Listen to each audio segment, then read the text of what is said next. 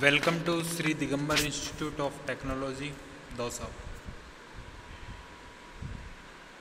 I am Sadanand Parashar from Civil Engineering Department. Subject: Design of Concrete Structure, Lecture number 9, and topic name Limit State Design Philosophy. Limit state method. There are three methods of design: limit state method, ultimate load method, and working state method. Today we will discuss about the limit state method. This is the most rational method which takes into account the ultimate strength of the structure and also the serviceability requirements. It is a judicious combination of working stress and ultimate load method of design. Previous we will discuss about the limit state method, ultimate load method, and working load method. In limit state method, this is the combination of working stress method and ultimate load method.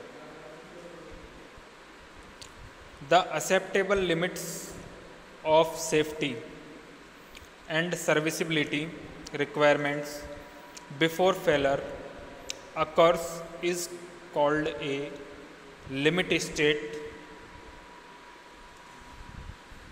This method is based on the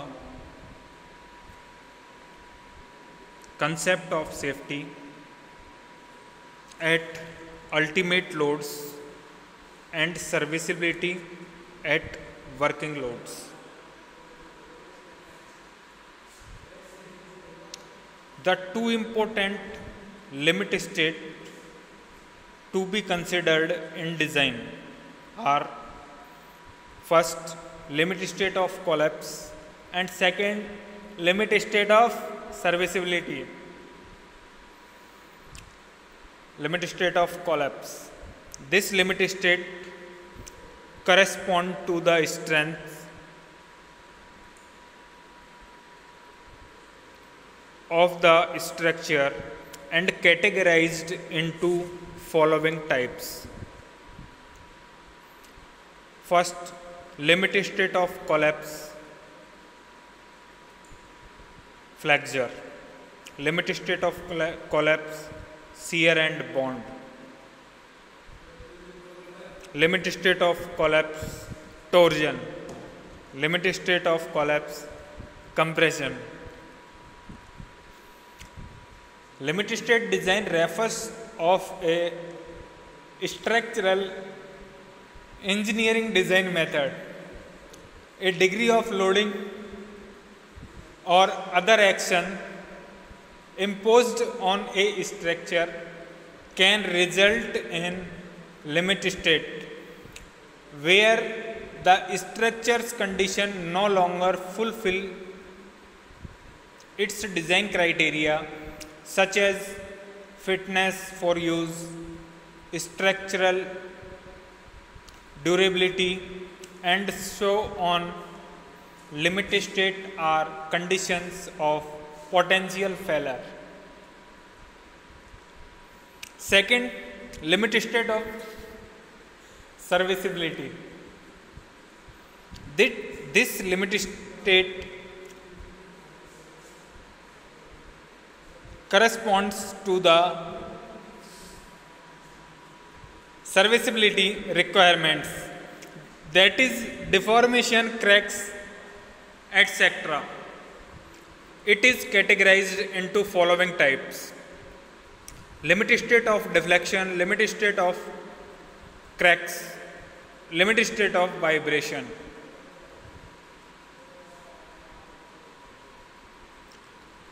This method is based upon the probability variation in the loads and material properties.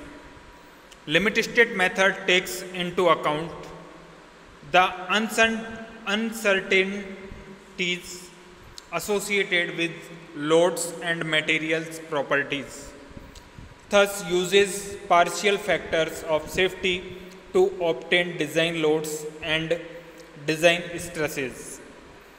The limit state method is based on prediction, unlike working stress method, which is deterministic in nature, assumes that the load, factor of safety and material stresses are known accurately.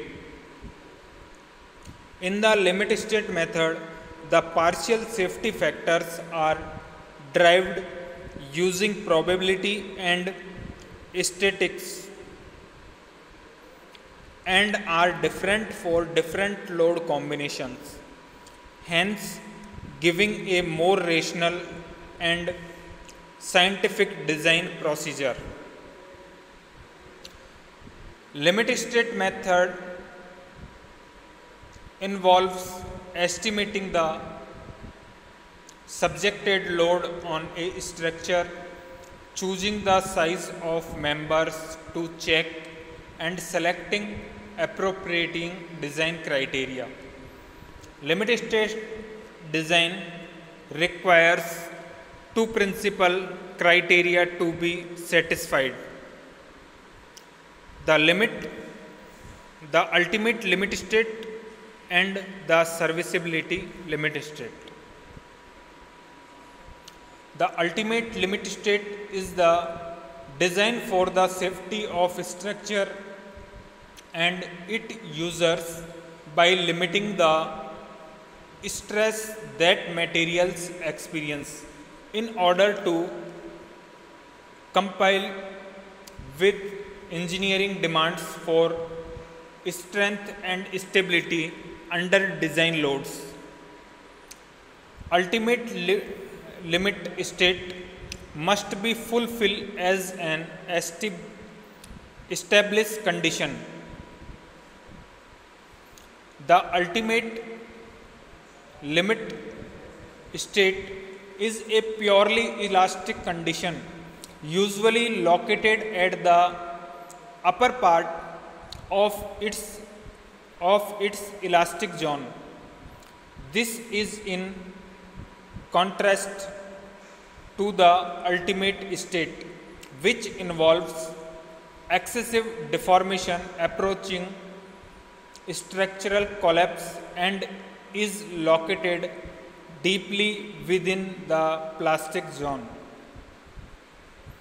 If all factors bending, shear and tensile or compressive stresses are below the calculated resistance, then a structure will satisfy the ultimate limit state criteria.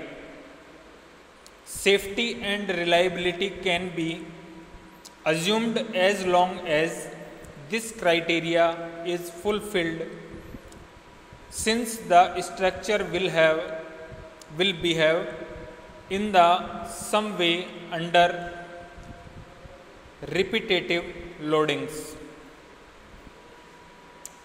The serviceability limit state is the design to ensure a structure is comfortable and usable. This includes vibration and deflection, as well as cracking and durability. These are the conditions that are not strength based but still may render the structure unsuitable for its intended use.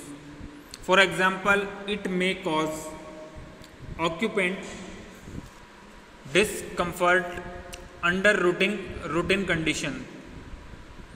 It might also involve limits to non-structural issues such as acoustic and heat transmission. Serviceability limit state requirement tends to be less rigid than strength based limit state, as the safety of the structure is not. A structure must remain functional for its intended use, subjected to routine loading in order to satisfy serviceability limit state criteria.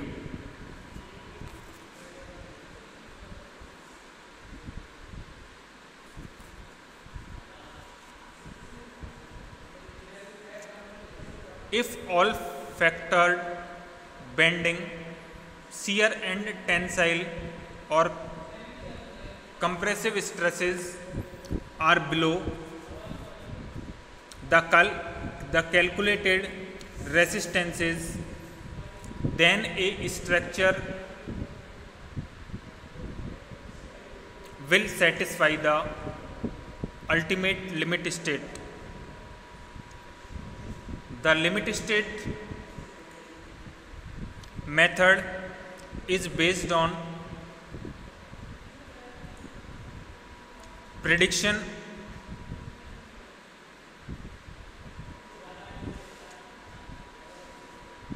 serviceability factors development. The load and resistance factors are determined using statistics and a pre-selected probability of failure. Variability in the quality of construction, consistency of the construction material are accounted for in the factors. Generally, a factor of unity or less is applied to the resistances of the material, and a factor of unity or greater to the load not often used. Design of any RCC member comprises of the following. First, to decide the size of the member and the amount of reinforcement required. Second, to check whether the adopted section will perform safely and satisfactorily during the lifetime of the structure. Previous we will discuss about this various methods used for the design of RCC structures are also as working stress method, load factor or ultimate load method, and limit state method. In this lecture, we will discuss about the limit state method, but we also discuss about comparison between limit state method and working stress method. The difference between the two methods are: in working stress method, dead load and live load equally, that is, the factor of safety would be same in respective of the type of load. Here we take the total load that you expected on the structure and apply a single factor of safety to the members regardless of the nature of the load. Limit state method recognizes the inherent unpredictability of loads and assign a much higher factor of safety to live loads, whereas it recognizes that dead loads are much closer to what we calculate. Limit state method also recognizes the uncertainty of different failure modes. For example, flexure capacity of a concrete beam is fairly predictable. Therefore, we count on 90% of theoretical value. Shear in concrete, on the other hand, is much less predictable. Therefore, we only count on 70% of the value. In working stress method, the members are designed to never go beyond their elastic range. The maximum load a member can take is thus limited, and the plastic range is not explored at all. Limit state method uses the ultimate strength of the member beyond the initial yielding and allow plastic deformation to a certain extent.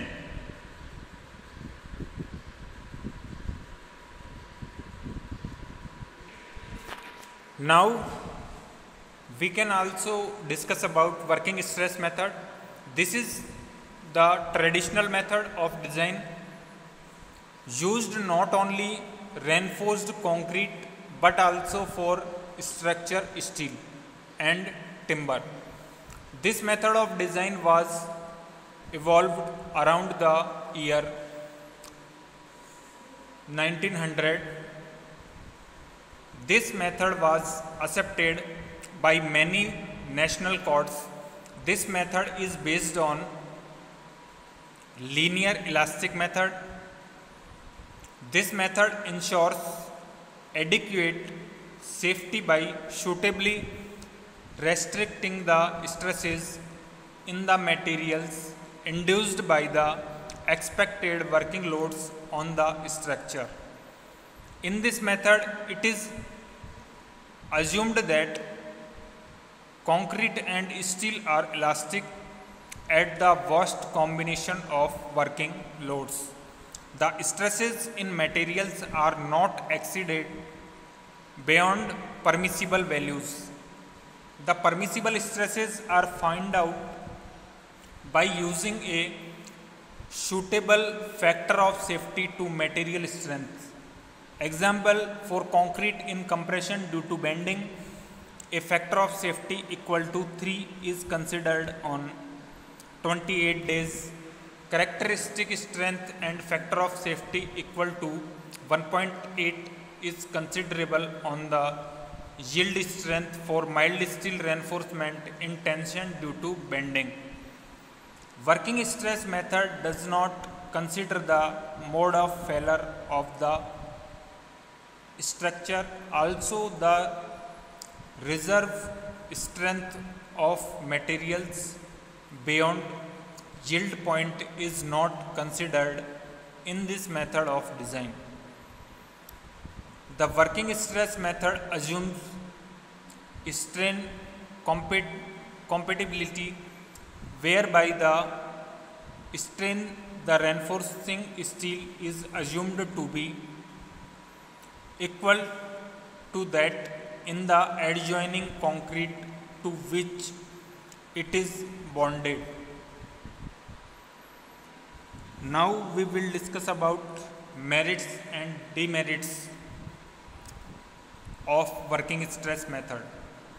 Merits of working stress method. It is simple both in concept as well as in application. The design usually results in large sections of structural members compared to limit state method. Due to these structures designed by working stress method give better serviceability performance, that is less deflection, less crack width, etc. It is reasonably reliable. Now we will discuss about demerits of working stress method. The working stress method does not show the real strength nor gives the true factor of safety, the structure under failure because of creep and non-linear stress strain relationship. Concrete does not have definite modulus of elasticity.